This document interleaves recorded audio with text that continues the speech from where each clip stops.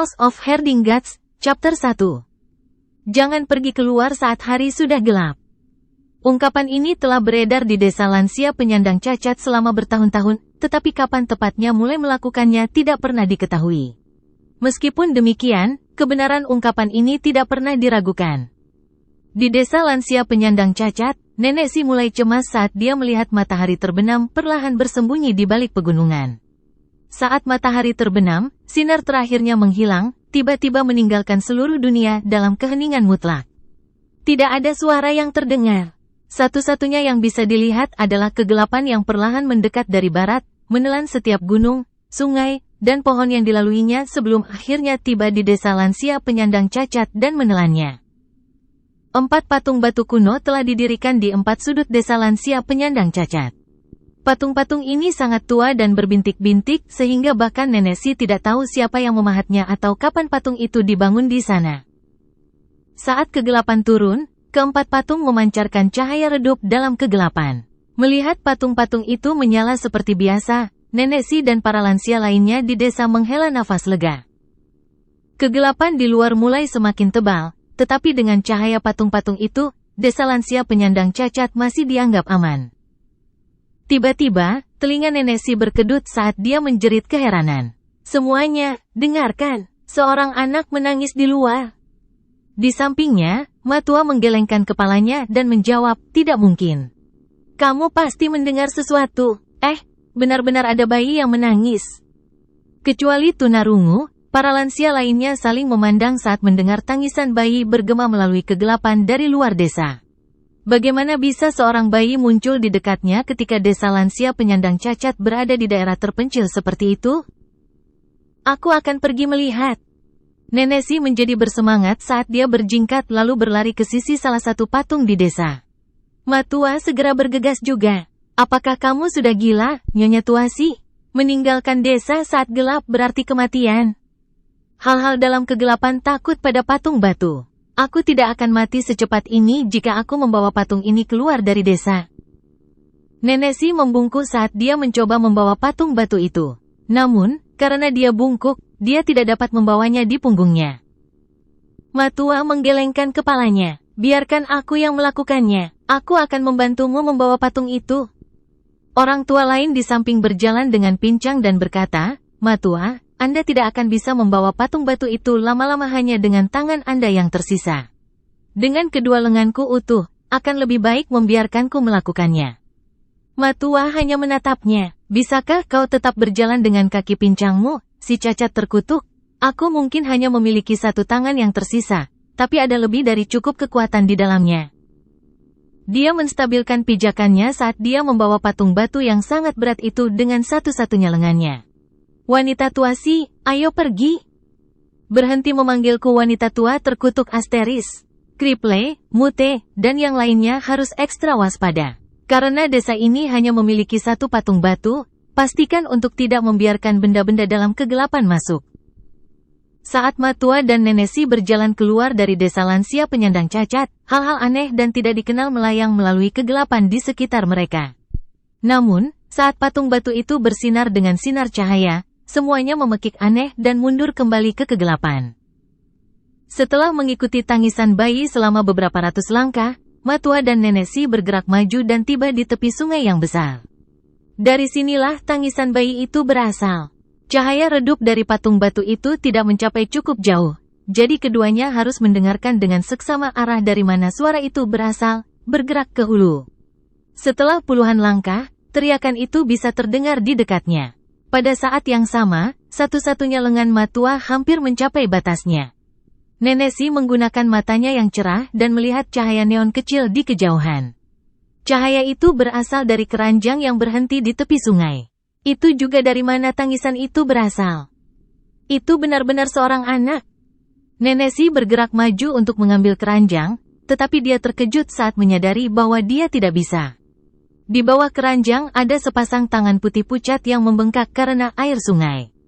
Tangan-tangan ini menopang keranjang dan anak di dalamnya, mendorong mereka sampai ke dasar sungai. Jangan khawatir, anak itu aman sekarang, kata nenek dengan lembut kepada wanita di bawah air. Seolah mayat wanita itu mendengar kata-katanya, tangannya mengendurkan genggamannya. Dia menghilang ke dalam kegelapan saat dia tersapu oleh sungai. Nenesi mengangkat keranjang itu, dan di dalamnya ada bayi yang terbungkus kain. Sebuah liontin giok yang memancarkan cahaya fluoresen terletak di atas pakaian. Cahaya dari liontin batu giok dan cahaya dari perawakan batu sangat mirip, tetapi cahaya dari liontin batu giok jauh lebih lemah. Liontin giok inilah yang melindungi anak di keranjang dari gangguan benda-benda dalam kegelapan. Karena pancaran liontin giok itu lemah, itu hanya mampu melindungi anak itu dan bukan wanita itu. Itu anak laki-laki.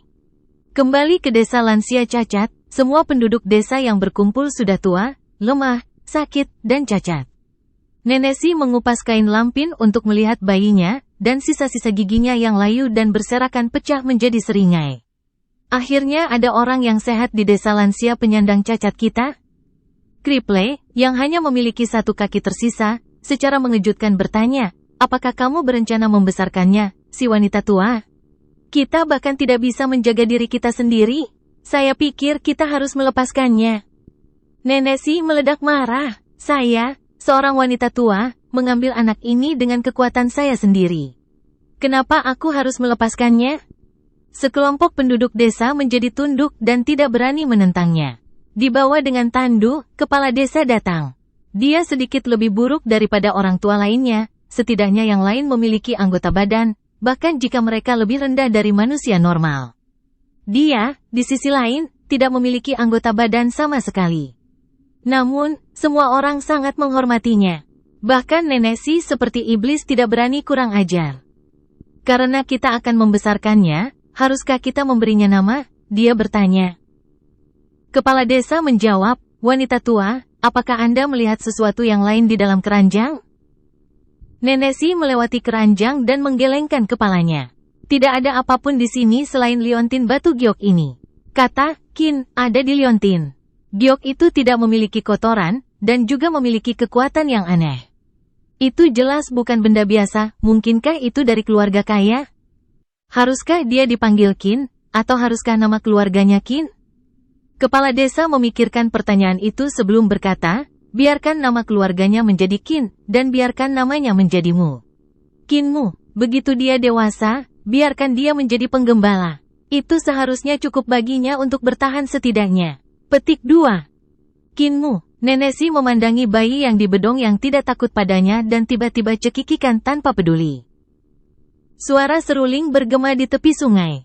Seorang anak penggembala duduk di atas seekor sapi, memainkan nada merdu di serulingnya. Anak laki-laki penggembala itu tampaknya berusia 11 hingga 12 tahun, dan dia memiliki ciri-ciri yang halus, seperti bibir merah dan giginya yang putih. Dengan kemejanya yang setengah terbuka, sebuah liontin batu giok tergantung di depan dadanya. Anak laki-laki ini memang bayi yang dijemput Nenesi dari tepi sungai 11 tahun yang lalu. Orang tua di desa telah dengan susah payah membesarkan anak itu selama bertahun-tahun. Nenesi telah menemukan seekor sapi sehingga, ketika Kinmu masih bayi, dia bisa minum susu setiap hari dan hidup melalui periode di mana bayi akan mati muda. Namun, tidak ada yang tahu dari mana dia mendapatkannya. Meskipun penduduk desa lansia penyandang cacat semuanya jahat, mereka semua sangat baik kepada Kinmu. Nenesi adalah seorang penjahit, dan hampir setiap hari, Kinmu akan belajar cara menjahit dari Nenesi, cara mengumpulkan dan memurnikan herbal dari apotekari, cara menggunakan keterampilan kaki dari kakek Kripley, cara menggunakan ekolokasi dari kakek buta, dan cara bernapas dan mengembuskan napas dengan benar dari kepala desa tanpa kaki. Alhasil, setiap hari berlalu dengan cepat. Sapi itu telah menjadi pengasuhnya sejak dia masih bayi. Nenesi telah berencana untuk menjualnya, tetapi Kinmu enggan. Karena itu, pekerjaan menggembalakan sapi diserahkan kepadanya. Kinmu sering menggiring sapi di tepi sungai, puas dengan pegunungan hijau dan awan putih kebiruan. Kinmu, selamatkan aku. Tiba-tiba, sapi yang diduduki Kinmu mulai berbicara, sangat mengejutkannya sebelum dia melompat turun dari punggungnya. Dia hanya bisa melihat mata sapi yang berlinang air mata, dan dalam bahasa manusia, dikatakan, Kinmu, kamu telah mengonsumsi susuku sejak kamu masih bayi. Saya sebagian dapat dianggap sebagai ibumu, jadi Anda harus menyelamatkan saya. Petik 2. Kinmu berkedip, lalu bertanya, bagaimana cara menyelamatkanmu? Sapi itu berkata, ada sabit di pinggangmu. Potong kulit saya dan Anda bisa menyelamatkan saya dari terjebak. Petik 2. Kinmu ragu-ragu. Apakah kamu lupa kasih karunia di mana aku memelihara kamu? Sapi itu bertanya. Kinmu mengangkat sabitnya dan dengan hati-hati memotong kulit sapi itu. Itu aneh, tetapi ketika kulit sapi telah dikupas, tidak ada setetes darah pun yang keluar. Selain itu, bagian dalam kulit sapi tiba-tiba kosong, tidak ada daging atau tulang yang terlihat. Setengah jalan mengupas kulit sapi, seorang wanita yang tampaknya berusia 20 hingga 30 tahun berguling, kedua kakinya masih terbungkus kaki sapi. Kulitnya dan kulit sapi terhubung, tetapi bagian atas tubuhnya sudah terpisah dari kulit sapi. Dengan rambutnya yang acak-acakan, wanita itu meraih sabit dari tangan Kinmu yang terperangah dan memotong kulit sapi dari kakinya dalam 2 hingga 3 gerakan. Keberaniannya berubah menjadi jahat saat dia melihat Kinmu dan mengarahkan sabit ke arahnya, tertawa dingin. Makhluk kecil keji, saya berubah menjadi sapi karena Anda, dan selama 11 tahun, saya hanya bisa makan rumput dan bahkan harus memberi Anda susu. Saya baru saja melahirkan anak saya yang malang sebelum penyihir itu berkomplot melawan saya dan mengubah saya menjadi seekor sapi hanya untuk memberi Anda susu. Sekarang saya akhirnya bebas. Aku akan membunuhmu, lalu aku akan membantai setiap makhluk jahat di desa ini. Kinmu tercengang dan tidak tahu apa yang dibicarakan wanita dari kulit sapi itu. Tepat ketika wanita itu hendak mengirisnya sampai mati, dia tiba-tiba merasakan hawa dingin dari tengah punggungnya. Dia melihat ke bawah dan melihat bilah pisau mencuat dari dadanya.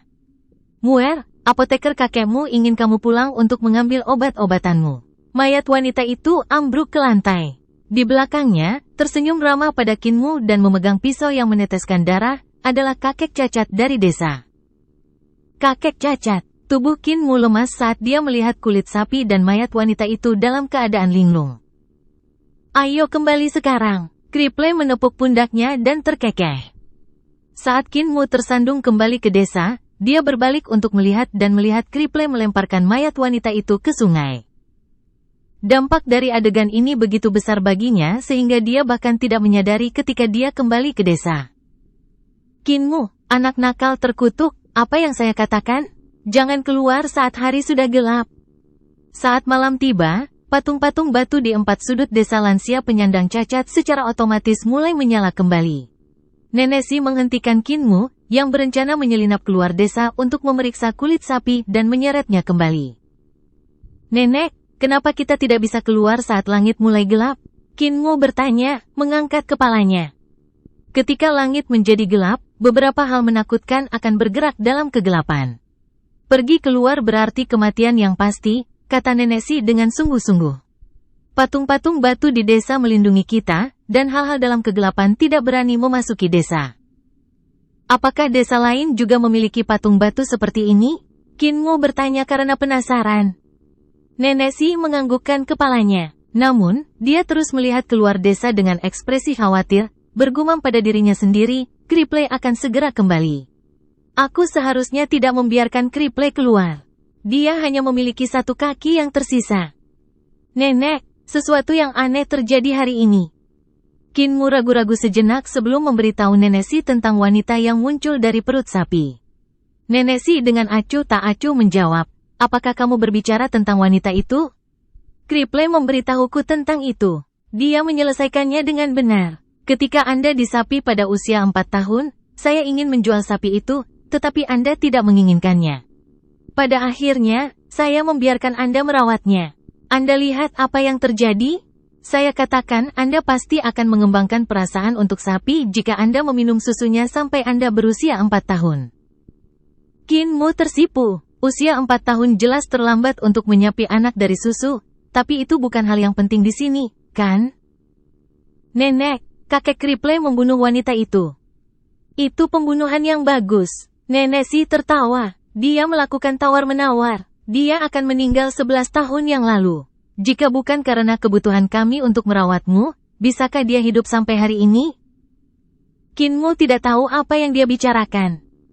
Nenesi meliriknya dan berkata, wanita itu adalah istri penguasa kota naga perbatasan yang terletak ribuan mil jauhnya. Border Dragon City Lord itu bejat, dan wanita itu mudah cemburu. Tuan kota naga perbatasan suka pergi main perempuan dan menculik gadis-gadis dari keluarga terhormat. Setiap kali penguasa kota naga perbatasan mengotori kemurnian seorang gadis, istrinya akan mengirim anak buahnya untuk memukuli gadis itu sampai mati. Saya awalnya menyelinap ke Border Dragon City berencana untuk membunuhnya, tetapi ketika saya melihat bahwa dia baru saja melahirkan seorang anak yang baru berusia 3 bulan dan melihat bahwa dia memiliki susu yang Anda butuhkan, saya mengubahnya menjadi seekor sapi. Saya tidak berpikir bahwa wanita ini benar-benar akan berhasil melepaskan diri dari segel, berbicara, dan hampir menyakiti Anda. Petik 2. Benar-benar kagum, Kinmu berteriak, "Nenek, bagaimana kamu mengubah manusia menjadi sapi?" Nenek si terkekeh, memperlihatkan giginya yang layu. "Kau ingin belajar? Aku akan mengajarimu." "Oh, Kriple kembali." Kinmu menoleh dan melihat Kriple terpincang-pincang ke belakang, mencengkeram tongkat dengan satu tangan dan membawa binatang buas di punggungnya dengan tangan lainnya. Kegelapan datang membanjiri desa seperti air pasang yang mengamuk, menyebabkan Nenek Si dengan cemas berteriak, "Bergerak lebih cepat, cacat terkutuk." "Lebih cepat? Apa terburu-buru?" Kriple terus berjalan menuju desa dengan kecepatan tetap, dan pada saat yang tepat dia memasuki desa, kegelapan tebal membanjiri seluruh desa. Binatang buas di punggungnya, harimau multiwarna yang ganas, masih hidup. Kegelapan menyapu ekornya, dan tiba-tiba melolong kesakitan. Kinmu bergegas ke belakangnya untuk melihat dan melihat bahwa satu-satunya yang tersisa dari ekor harimau adalah tulang. Semua kulit, bulu, dan daging ekor telah menghilang seolah-olah ada sesuatu yang mengunyah semuanya. Kinmu menatap kegelapan di luar desa, rasa ingin tahu terusik, tidak dapat melihat apapun dalam gelap gulita. Apa yang ada di dalam kegelapan? Dia pikir. Asteris Aaa Hak Cipta, si wanita tua, adalah permainan kata untuk wanita tua terkutuk. Tales of Herding Gods, Chapter 2. Nenek Si tersenyum saat dia dengan bersemangat menarik Kinmu ke desa. Berhenti melihat keluar sana dan datang ke sini. Dengan cepat, hari ini adalah hari besarmu. Kepala desa, matua, semuanya, keluar dari sini. Api unggun menerangi desa. Ketika kepala desa sekali lagi dibawa dengan tandu, dia dengan sungguh-sungguh bertanya, apakah keempat roh itu telah ditemukan? Mereka semua telah ditemukan. Matua berlengan satu menyeret keluar seekor ular hijau giok besar yang panjangnya puluhan meter. Ular itu berbau darah, tetapi masih hidup. Meski begitu, dia tidak bisa bergerak di bawah genggaman satu tangan Matua. Pada saat yang sama, bisu si pandai besi datang membawa seekor burung besar yang sedikit lebih besar darinya. Kedua sayap dan kaki burung itu terikat, dan setiap kali ia mencoba melawan, percikan api memantul dari bulunya. Suara berderak yang diciptakan oleh perjuangannya sangat menakutkan. Blank kemudian membawa seekor kura-kura raksasa yang jauh lebih besar dari sebuah meja. Hanya Tuhan yang tahu berapa lama kura-kura raksasa ini hidup, bahkan cangkangnya telah berubah menjadi emas seiring bertambahnya usia. Keempat anggota badan binatang itu tersembunyi di dalam cangkangnya. Sebuah cakar diam-diam akan meregang dari waktu ke waktu, dan satu contoh di mana itu terjadi, Kinmu melihat uap keluar dari bawahnya. Uapnya tampak seperti cukup kuat untuk mengangkat kura-kura emas dan membantunya melarikan diri. Satu-satunya alasan kura-kura tidak dapat melakukannya adalah fakta bahwa Blind memiliki kait yang menusuk hidungnya. Naga hijau, macan putih, burung vermilion, dan kura-kura hitam, walaupun kita belum bisa menemukan darah keempat roh ini, kita masih bisa menyaring beberapa dengan menggunakan ular naga hijau, tulang besi, harimau, burung petir, dan kura-kura emas sebagai pengganti. Mereka akan cukup. Kepala desa memberi anggukan pada tukang daging penduduk desa. Jagal menyeringai dan menggunakan tangan dan lengannya untuk bergerak maju. Dia adalah seorang pria yang hanya memiliki bagian atas tubuhnya yang tersisa. Setiap bagian di bawah pinggangnya telah dipotong dengan rapi. 4 tong telah ditempatkan di depan ular naga hijau, harimau tulang besi, burung petir, dan kura-kura emas. Mengiris masing-masing dari mereka satu kali, Jagal mengeluarkan darah binatang buas ini. Tak lama kemudian, darah segar dari keempat binatang ini mengering. "Apoteker!" seru kepala desa. Apoteker desa melangkah maju. Dia tidak punya wajah. Hidungnya, kulit di wajahnya, dan separuh bibirnya sepertinya telah dipotong oleh seseorang. Dia adalah orang yang paling jelek dan paling menakutkan di desa, tetapi Kinmu merasa bahwa kakek apoteker adalah yang paling baik. Apoteker melangkah maju dan mengeluarkan 4 daun merah yang aneh. Di setiap daun ada telur serangga putih salju. Apoteker menjatuhkan sehelai daun ke setiap tong. Di masing-masingnya, terlihat seekor larva menetas dari telurnya, hinggap di daun, dan meminum darahnya. Semakin banyak darah yang diminum larva ini, semakin besar tubuh mereka. Darah di keempat tong dengan cepat menghilang, meninggalkan cacing gemuk besar di keempat tong. Apoteker menyebarkan busa kristal putih yang menyerupai garam ke dalam setiap tong, dan Kinmu benar-benar bisa melihat keempat cacing itu menyusut dengan cepat. Pemandangan itu membuatnya mendecakkan lidah karena heran. Sesaat kemudian, apoteker mengambil keempat cacing itu. Setiap cacing hanya seukuran telapak tangan seseorang. Mengambil 4 cangkir porselen putih, dia meremas salah satu cacing dengan erat, menyebabkannya mencicit keras. Darah kuning jernih mengalir dari mulutnya, mengisi cangkir. Melakukan hal yang sama pada 3 serangga lainnya, apoteker memeras darah dari perut masing-masing ke dalam cangkir yang tersisa, lalu meletakkan keempatnya di depan Kinmu sambil menggelengkan kepalanya. Hanya darah roh sebanyak ini yang bisa dimurnikan. Bagaimanapun juga, mereka bukanlah binatang roh yang sebenarnya. Muer, ada 7 gudang harta karun besar di tubuh manusia, embrio roh, 5 elemen, 6 arah, 7 bintang, makhluk surgawi, hidup dan mati, dan jembatan ilahi. 7 kubah harta karun besar ini secara inheren disegel, sama seperti harta karun tersembunyi yang dikunci. Akibatnya, mereka disebut sebagai 7 harta karun ilahi yang agung. Petik 2. 7 harta karun ilahi yang agung biasanya disegel dan membutuhkan seorang pejuang untuk membuka segelnya sendiri, kata kepala desa. Auranya mengintimidasi saat cahaya api unggun berkelap-kelip di wajahnya. Ada 1 untuk setiap harta, tembok embrio roh, tembok 5 elemen, tembok 6 arah, tembok 7 bintang, tembok makhluk surgawi, tembok hidup dan mati, dan tembok jembatan ilahi. Proses menembus 7 tembok ini disebut tembok-tembok. Kakek Ma dengan lembut membelai kepala Kinmu dengan tangannya yang tersisa dan tersenyum. Tidak mungkin bagi seseorang untuk berkultivasi jika tembok tidak dapat dipatahkan. Beberapa orang diberkati oleh surga. Ketika orang seperti itu lahir, dinding embrio roh mereka akan telah rusak, secara alami membuka segel harta karun embrio roh mereka. Konstitusi semacam ini disebut tubuh roh, dikaruniai oleh surga sebagai bibit sempurna untuk budidaya. Orang dengan tubuh roh memiliki bakat yang lebih tinggi dari orang normal, memungkinkan mereka untuk berkultivasi 2 kali lebih cepat. Ada 4 elemen untuk embrio roh, yang berarti ada juga 4 jenis tubuh roh naga hijau, tubuh roh macan putih, tubuh roh vermilion bird, dan tubuh roh kura-kura hitam. Darah keempat roh ini diperlukan untuk memeriksa apakah seseorang memiliki tubuh roh. Jika kamu memiliki tubuh roh naga hijau, kamu akan membangkitkan ki naga hijau setelah meminum darah roh naga hijau, seperti Matua, kata apoteker. Matua berlengan satu membuka kancing kemejanya dan melepasnya, berdiri tanpa busana di depan Kinmu. Dia membalikkan punggungnya ke Kinmu sebelum melepaskan teriakan yang dalam. Kinmu segera melihat ki hijau muncul dari punggung Matua. Dari tulang ekornya ke bagian belakang kepalanya, ki hijau perlahan membentuk naga hijau. Saat sisik, janggut, dan rambut naga muncul, sebuah cakar naga menjulurkan satu-satunya lengan Matua, sementara 2 cakar naga lainnya melingkari kakinya. Ini adalah tubuh roh naga hijau. Matua bertangan satu mengenakan kembali kemejanya. Wanita tua Si memiliki tubuh roh macan putih.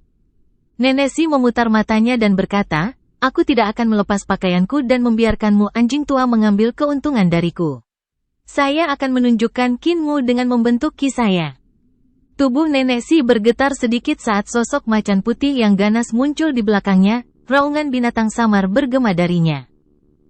Semua orang di desa memiliki tubuh roh. Kembali pada hari itu, kami sangat mulia. Sekarang, bagaimanapun, kita semua hanyalah sekelompok orang tua yang cacat. Nenek Si tersenyum. Tidak ada yang bisa kami, orang tua cacat, berikan kepada Anda.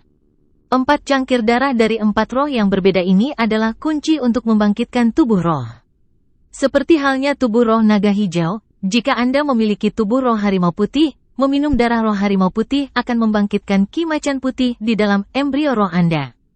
Jika Anda memiliki tubuh roh burung vermilion, darah roh burung vermilion akan membangkitkan ki burung vermilion dalam embrio roh Anda.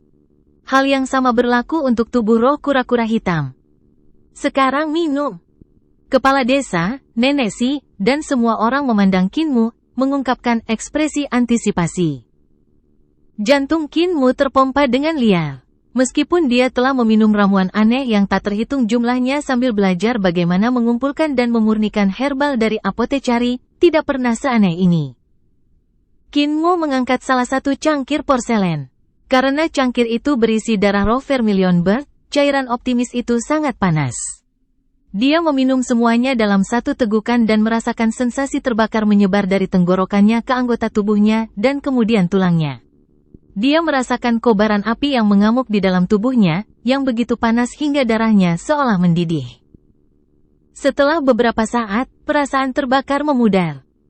Bisu, apakah dia memiliki tubuh roh burung vermilion? Tanya kepala desa. Bisu si pandai besi menggelengkan kepalanya. Lanjutkan, Kinmu, kata kepala desa. Kinmu mengambil cangkir porselen putih kedua yang berisi darah roh macan putih. Meminumnya terasa seperti meminum besi cair yang diisi terak, terasa seperti tembaga, dan menyengat mulutnya. Dia merasakan sensasi menyengat yang sama di seluruh tubuhnya, yang kemudian memudar segera setelahnya. Dia tidak memiliki tubuh roh macan putih. Nenek Si menggelengkan kepalanya dengan sedikit kecewa. Kinmu, cangkir ketiga, kata kepala desa dengan sungguh-sungguh. Kinmu minum dari cangkir ketiga. Itu berisi darah roh naga hijau yang telah dimurnikan dari ular hijau besar. Cangkir darah roh ini membuatnya merasa seolah-olah darah di ototnya mulai membengkak, meremas organ tubuhnya dengan tidak nyaman. Namun, perasaan kembung ini dengan cepat memudar juga. Old Ma menggelengkan kepalanya dengan ekspresi kecewa di wajahnya. Dia tidak memiliki tubuh roh naga hijau. Kalau begitu, dia pasti memiliki tubuh roh kura-kura hitam. Apoteker mengungkapkan senyum langka, terlihat lebih seram dari biasanya. Kinmu meminum cangkir terakhir yang penuh dengan darah roh kura-kura hitam. Tubuhnya menjadi seringan bulu saat dia meminumnya, seperti dia tenggelam dalam air sungai. Namun, seperti sebelumnya, perasaan itu dengan cepat menghilang. Dia tidak memiliki tubuh roh kura-kura hitam. Apoteker menggelengkan kepalanya. Penduduk desa di sekitar api unggun terdiam, lalu Jagal berkata, kalau begitu, dia hanya manusia biasa. Nenek Si tiba-tiba mulai menangis, berjuang untuk berbicara. Kita semua sudah tua dan cacat. Kinmu tidak akan bisa terus hidup jika kita mati. Ini sangat berbahaya di sini. Dia tidak akan bertahan bahkan untuk sehari. Kinmu meraih tangan Nenek Si dan dengan lembut berkata, jangan menangis, Nenek. Anda dan semua kakek adalah orang baik. Tidak ada yang akan mati. Orang baik. Hehe, Matua menertawakan dirinya sendiri. Kami semua terpaksa mundur ke reruntuhan besar, berjuang untuk hidup di ambang kematian. Reruntuhan besar terlalu berbahaya, jadi pasti akan sulit bagi Muer untuk bertahan hidup tanpa kita. Kita harus mengirimnya keluar dari reruntuhan besar yang jauh lebih aman. Kami akan ditemukan dan dibunuh jika kami mengirimnya keluar. Karena dia berhubungan dengan kita, dia juga akan mati, kata Jagal dingin.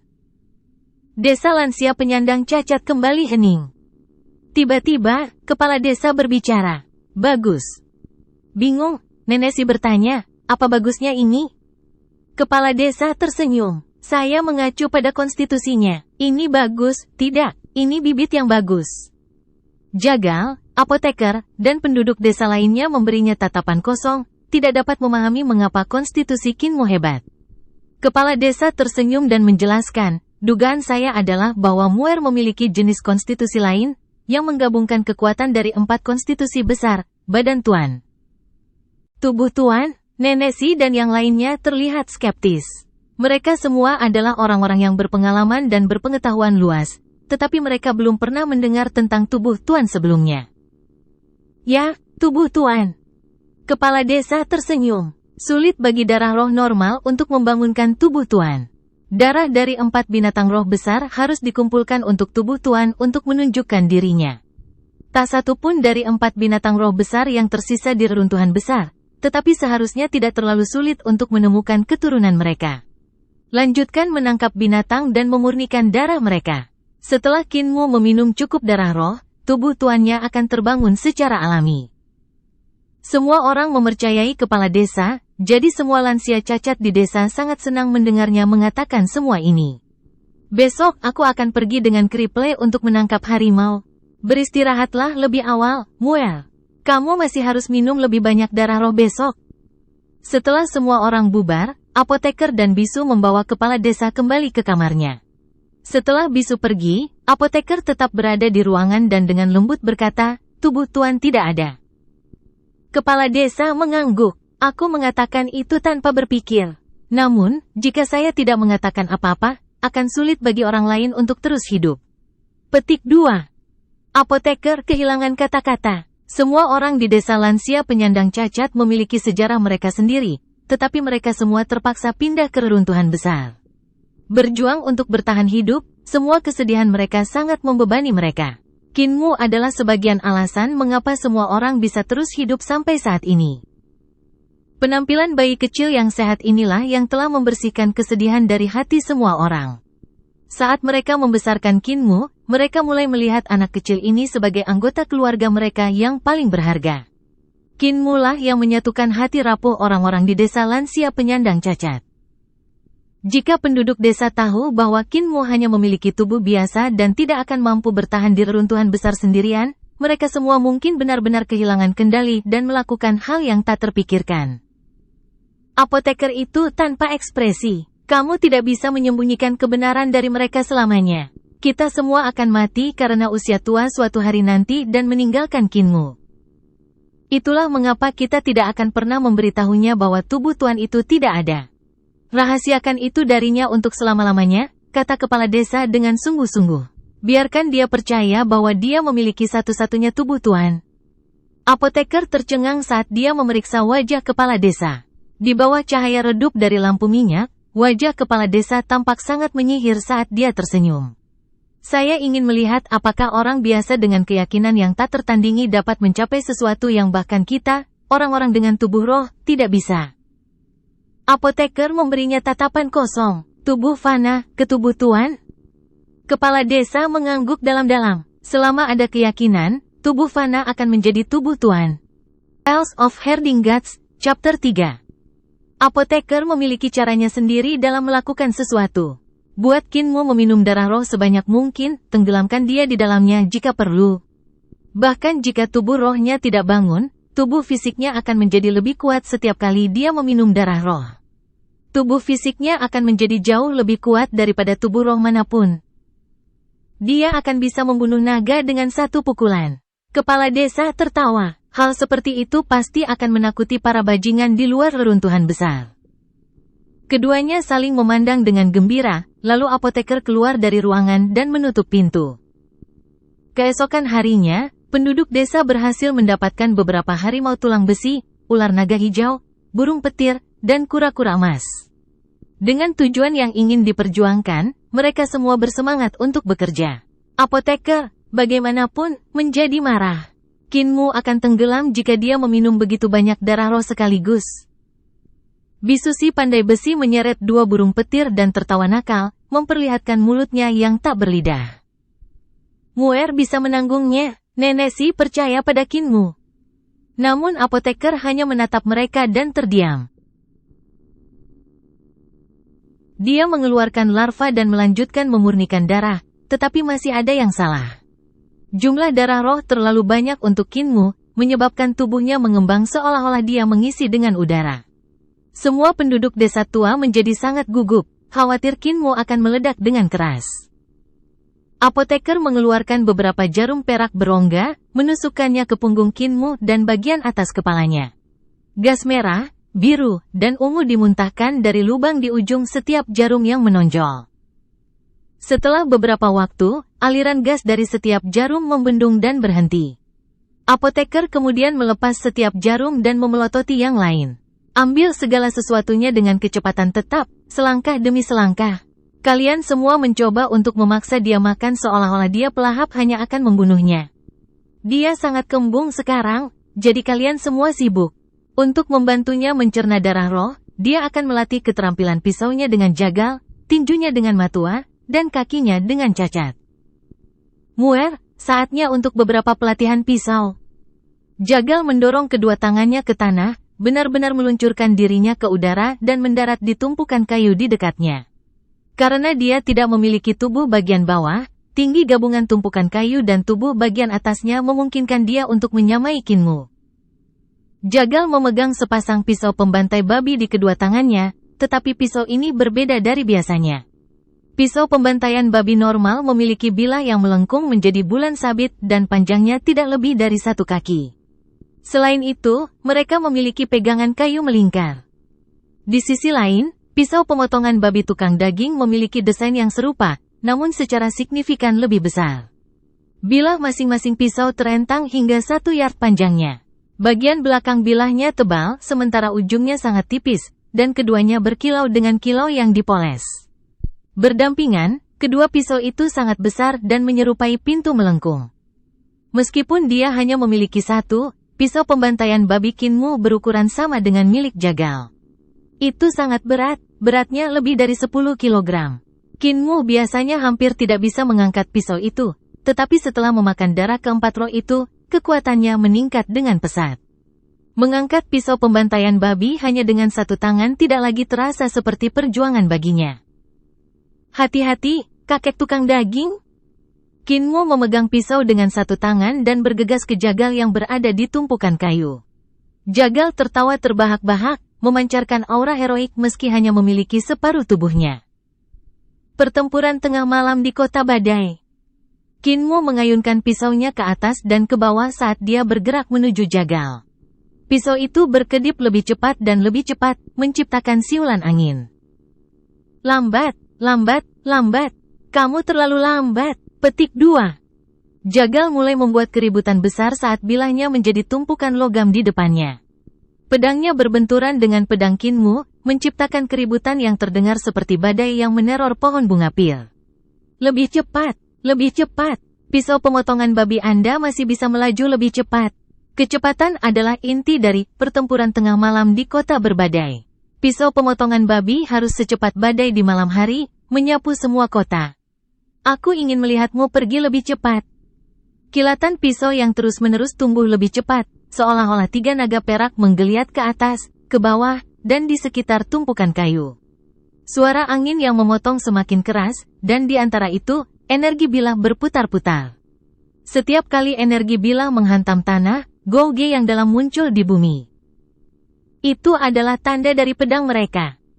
Agung, itulah cara untuk melakukannya. Semakin cepat pisau Anda, semakin kuat energi bilahnya. Namun, Anda masih belum cukup cepat. Kamu harus menjadi sangat cepat sehingga pedangmu menjadi api yang mengamuk, membakar dan membakar semuanya. Jagal terus mengayunkan pisaunya dalam gerakan angin puyuh, tampaknya menjadi hiruk-pikuk. Pemandangan itu menyilaukan Kinmu. Membakar, membakar, biarkan pisau Anda terbakar, biarkan aura Anda terbakar, dan biarkan semangat Anda terbakar. Setelah Anda membakar pisau Anda, saat itulah Anda akan tahu bahwa Anda telah menyelesaikan seni ilahi. Suara mendesing. Saat Jagal terus melepaskan angin puyuh tebasan dengan pisaunya, gesekan di antara mereka berdua benar-benar menciptakan percikan dan membakar udara. Kedua pisau itu benar-benar bergerak maju mundur seperti naga yang menyala, menciptakan pemandangan yang menakjubkan. Naga api meluncur ke arah Kinmu, yang jelas tidak dapat memblokir mereka. Pada saat terakhir, tepat sebelum mereka menyerangnya, naga api berputar ke atas, merobek kegelapan langit malam di atas desa lansia penyandang cacat hingga hancur. Kinmu menatap kosong ke atas, bukti kecakapan menggunakan pisau yang menakutkan dari Jagal. Tak lama kemudian, kegelapan menyerbu kembali ke desa, melahap setiap bagian dari naga api dan energi pedang yang membentuk mereka. Kegelapan di atas tampaknya marah pada Jagal karena mengangkat pisaunya ke arah mereka. Hitam pekat menyerbu ke arah desa, mengancam akan melahapnya seluruhnya. Namun, patung-patung batu di 4 sudut desa tiba-tiba menjadi lebih terang, mendorong kembali kegelapan. Langit sialan! Masih bersandar di tumpukan kayu, Jagal mengacungkan pisaunya dengan kedua tangannya sambil berteriak ke arah langit. Aku akan membelah kegelapan ini dan membantai jalanku kembali suatu hari nanti. Pinggangku dipotong, bukan kepalaku. Aku mungkin kehilangan kakiku, tapi aku masih akan membantai. Kakek Jagal menjadi gila lagi.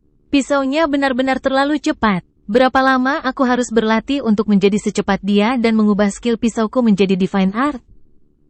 Kinmu menatap Jagal yang marah dengan hormat. Kemudian dia meletakkan kembali pisau pembantaian babi dan pergi mencari matua yang bertangan satu. Sementara penggunaan pisau Jagal perlu membuat api sebelum dianggap sebagai Divine Art, gerakan tinjuku harus menciptakan suara guntur sebelum memenuhi syarat sebagai Divine Art.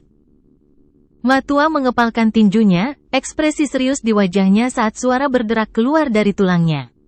Muer, ketika kamu mampu memegang petir di tanganmu, tinjumu akan mencapai kesuksesan terkecil. Pisau Jagal sangat cepat, tapi tinjuku meledak dengan kekuatan yang tak tertandingi, melampaui batas suara dan udara. Satu tangan bisa melatih tinju, satu tangan bisa menjadi 1000 tangan, satu tangan bisa membuat suara guntur. Ledakan. Ledakan teredam menyerupai gemuruh guntur yang tumpul terdengar dari tinju Matua saat dia meninju udara di depannya. Bung bung bung. Kinmu tidak tahu seberapa cepat tinju Matua bergerak saat pria bertangan satu itu melepaskan serangkaian pukulan. Dengan mata telanjangnya, Kinmu hanya bisa melihat bayangan tinju Matua, membuatnya seolah-olah dia memiliki 1000 tangan, bukan hanya satu. Tinju Matua mulai bergerak lebih cepat. Petir menyambar di telapak tangan 1000 tangan pria itu, meletus dan berderak. Guntur mengiringi setiap serangan juga, bunga api terbang ke segala arah. Ini adalah Buddha bersenjata 1000 dari 8 pukulan petir.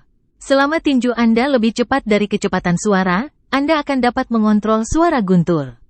Setiap pukulan dan setiap serangan telapak tangan dari Divine Art ini mampu menghancurkan tubuh dan jiwa lawan, mengirim mereka ke kutukan abadi, dan mencegah mereka bereinkarnasi.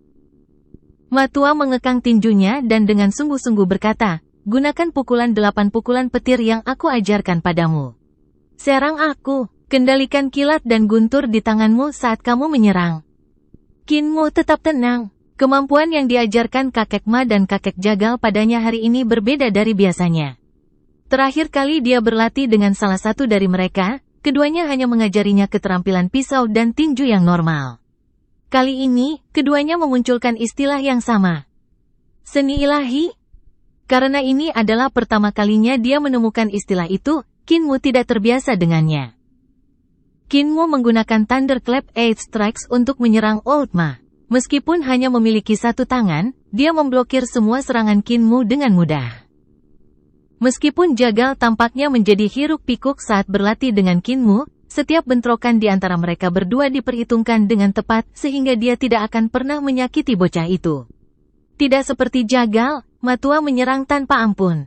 Setiap kali Kinmu mengungkapkan celah dalam pertahanannya, sebuah pukulan akan menyerangnya. Meskipun pukulannya tidak berat, hidung Kinmu masih berdarah dan bengkak. Matua hanya membiarkan Kinmu beristirahat ketika dia tidak bisa bertarung lagi. Kaki adalah angin, tanah, dan akar dari semua kekuatan, kata Kriple sambil bersandar pada tongkat penyangga.